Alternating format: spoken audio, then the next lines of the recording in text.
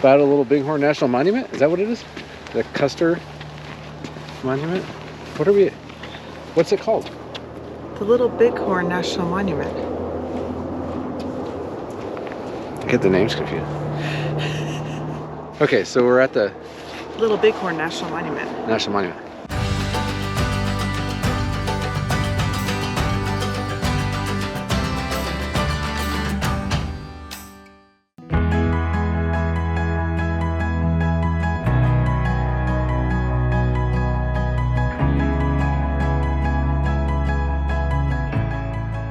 Hi. Good morning. It's about 9 o'clock on a Saturday morning after Thanksgiving. We are still working our way west towards Washington.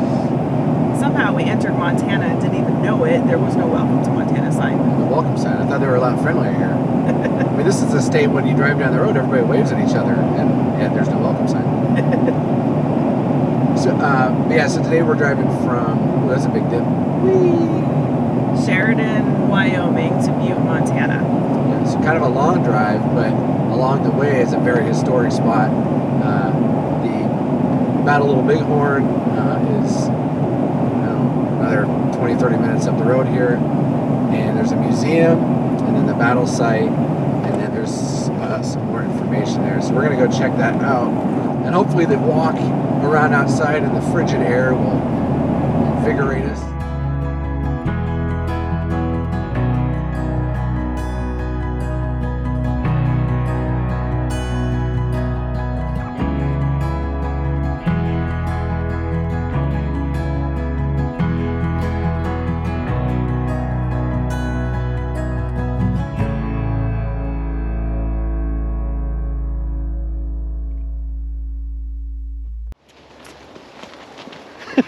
What's happening? Glasses are completely fogged up. I know. That's why I'm looking down so I don't trip.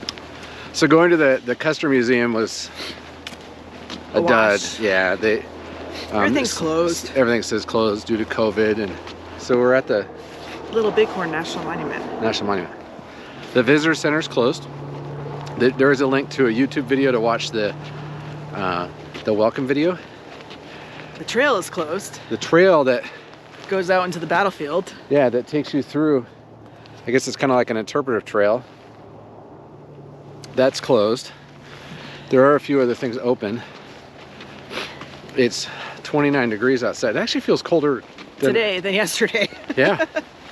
And we didn't put warm pants on the kid. Well, he's got long pants on, but he has traveling pants, not hiking pants. Like warm-ups. Yeah. So anyway, we're gonna go check out the National Monument, wander around a little bit, and then get back in the warm truck. But very cool stop. Literally. Yeah, literally. Very cool stop. Did I say that yesterday too? I don't know. I think I did. I'm running out of dad jokes. Lakota, Cheyenne, and Arapaho warriors surrounded this position near the climax of the battle. Lieutenant Colonel George Armstrong Custer and approximately 41 men shoot their horses for breastworks and fight to the death. Custer and several soldiers were found at the crest of the hill, while others were discovered along the slope. This was the famed last stand of legend. So underneath this corbin, the remains of 220 soldiers are buried. Soldiers, scouts, and civilians are buried underneath this memorial. Wow, how many? 220. The white marble headstones scattered over the battlefield denote where the slain troopers were found and originally buried, but now they are all been moved here.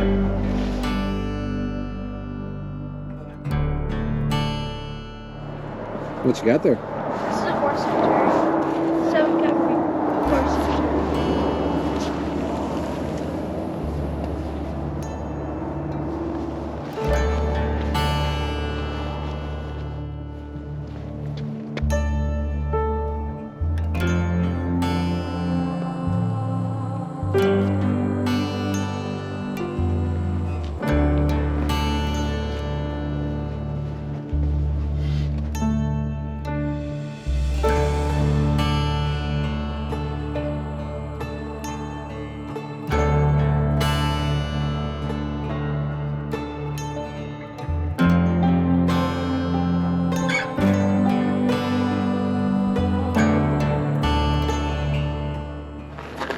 said he would never have a gun at a Cheyenne again, and then Yeah.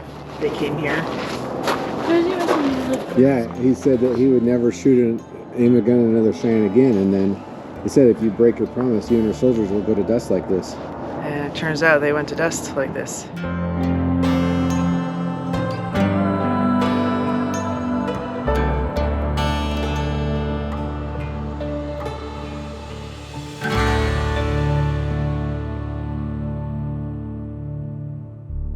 So there is a phone app, so you could do a self-guided tour with the phone. We didn't do it.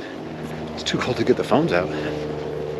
But there's placards everywhere, and then there's also a road tour that we're gonna do. 7,000 Lakota, Cheyenne, and Arapaho, including 1,500 to 2,000 warriors, encamped below on the Greasy Grass River, Little Bighorn, under the political and spiritual leadership of Sitting Bull. They refused to be restricted to their reservation and sought to follow their traditional nomadic way of life. Cheyenne warrior markers. After the battle, Sioux and Cheyenne removed their dead and buried them in teepees, scaffolds, and adjacent hillsides in the Little Bighorn Valley. Southern Cheyenne chief Lame White Man and Northern Cheyenne Noisy Walking fell below this ridge during the battle. Their families erected stone cairns to commemorate the casualty site of their loved ones. There were between 40 and 100 Native American casualties. There were 210 soldiers and 53 Civilians? Scouts? Civilians? From the Crow's Nest, a vantage point 14 miles away in the Wolf Mountains, Custer's Crow and Arikara scouts saw evidence of the massive Lakota, Cheyenne, and Arapaho encampment. Convinced that he was discovered, Custer abandoned plans for a reconnaissance and a delayed attack. He divides his forces into 4 groups along Reno Creek, deciding to strike the village before it could scatter. As Custer's battalions approach the Little Bighorn Valley, he orders Major Marcus Reno with approximately 175 soldiers and scouts to cross the river and charge. Custer, with approximately 225 soldiers and scouts, veered to the northwest and appear on the ridge to your left for the first view of the village. After fording the Little Bighorn River, Reno's battalion gallops down the valley below. Convinced he is vastly outnumbered, Reno dismounts and forms a skirmish line across the valley floor, firing into the lodges. Warriors in great numbers rush forward to defend the village. Outflanked, Reno retreats into the timber. Sitting Bull directs surprised non-combatants to flee to the north and west. Under mounting pressure, Reno abandons the timber. His retreat disintegrates into a rout as pursuing warriors ride in amongst the troopers, killing more than 30 soldiers. Indian casualties are few. Lakotas and Cheyennes drive the cavalry across the river and up the steep bluffs. Receiving word of other soldiers downstream, they abandon Reno to meet the new threat in their village.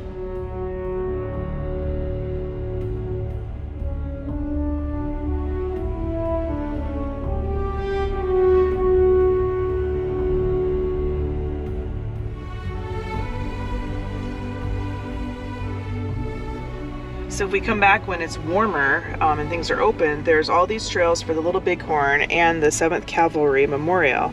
And then you go to where we're at now, and there's another whole trail section right here for the Reno Bateen Defense. So Yeah, this needs to be added to our list of things to definitely. Wait, do. Little Bighorn Battlefield National Monument. My over bad. there, over there. Look right there. Oh, What? down there. What? Yes. It's pretty. It is. It is pretty.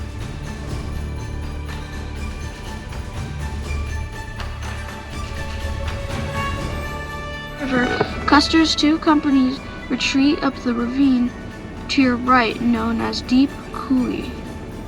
The remainder of Custer's command skirmishes with the warriors on the high ridge 1/2 mile to your right, seizing the Initiative. Seizing the initiative. Crow King, Gull, and 2 Moons lead warriors in pursuit of the retreating soldiers. Ascend the large ravine behind you, pursuing Custer's troops. Soldiers retreat through the area to your front and right. Indians positioned themselves along the ridge to your left, known as Greasy Grass Ridge. Greasy Grass Ridge. Archaeologists discovered numerous Indian cartridge cases in this area. What's an Indian's cartridge case? They're guns. bullets. Bullets, yeah.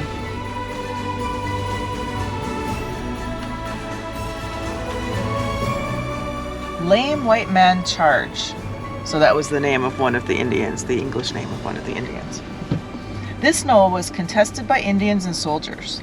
Some evidence indicates soldiers of Company C occupied this position since bodies of Sergeants Finkel and Finley were found here.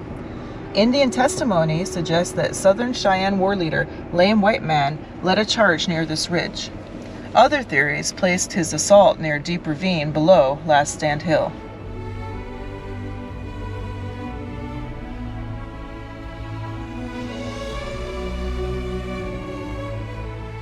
The Indian charge shatters the Calhoun defenses and crashes through the soldier position held by Captain Miles Keogh's Company I. Crazy Horse and Wild Bull cut down the retreating soldiers who flee northwest along this ridge in an effort to join the remnants of Custer's command on Last Stand Hill. Members of Company C and L were also found here. Deep Ravine. Custer's command deploys in the current National Cemetery area and advances into the basin across the road to your left, before withdrawing to Last Stand Hill. Toward the conclusion of the battle, soldiers from Company E moved toward the Deep Ravine. Overwhelmed by warriors, including White Bull and He Dog, these soldiers sought refuge in the Deep Ravine, but were killed there. Lame White Man, Southern Cheyenne warrior leader, fell near here.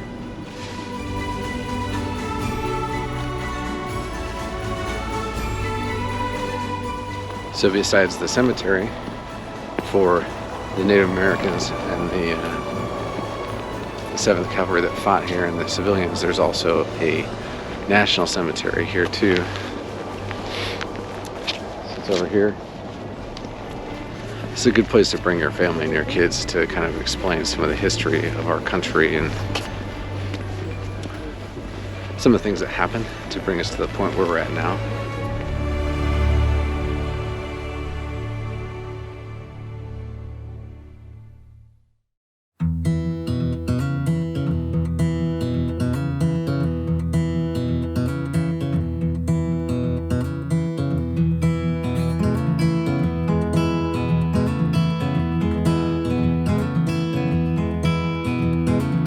Come to find out here on the road, so many men with talent, only a few have the soul. As I'm looking at my face in the water,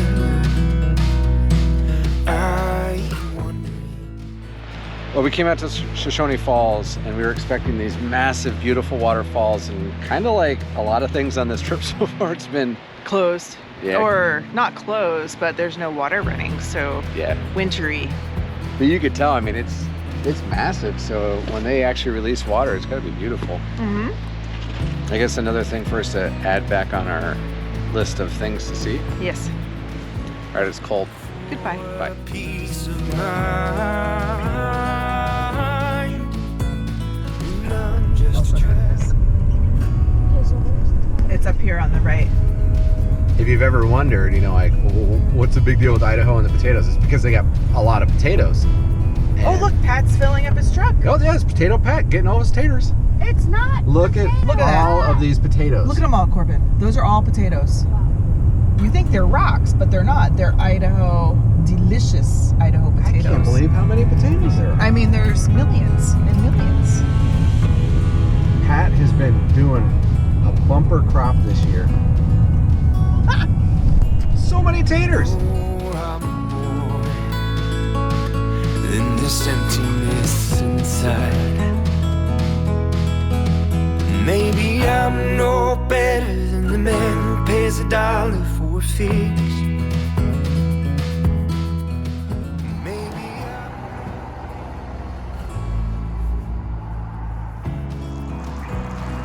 Nice little welcome party for here's our hotel room, and here's our welcome party.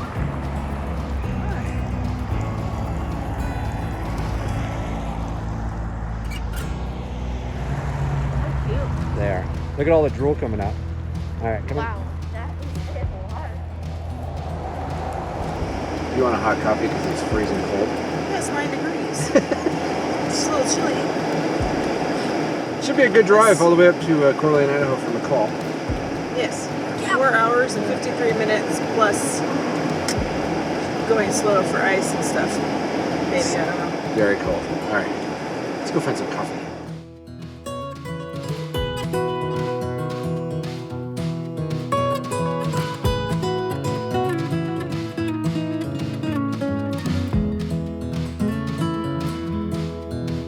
Maybe I'm no better than the man who pays $1 for a fix. And maybe I'm no different than the ones who are running all this. Well, I'm just searching for a peace of mind. And pronounce you to be husband and wife, in the name of the Father, Son, and Holy Spirit. Now, give me a kiss once again.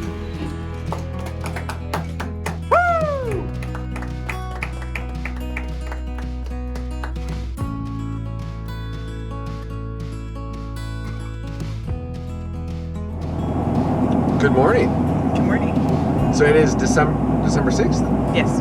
We've been on the road now, going across America for over a month, and we've put 4,600 in about 15 miles. We've got another probably 40 miles to go today, and then we're done for about a month and a half. We're not doing hotels anymore. We're going to be staying with family. It's going to be relaxing. Yes. So we hope you've enjoyed watching everything going across America and realizing that you can hotel it if you don't have an RV in winter during a pandemic. And you can see some things. A lot of things are going to be closed. Yes. But this last week has been a hectic whirlwind of choices and decisions. So we really hope you'll stay tuned because very soon there's going to be A couple of big surprises. big surprises. But thank you for watching. Thanks for hopping on and following our adventures. And yeah, Stay tuned. stay tuned. Thank you for watching. We'd love to share our journey with you. So hit that subscribe button and also the notification bell so you know when a new video is uploaded. And don't forget to leave your comments down below and hit the like button.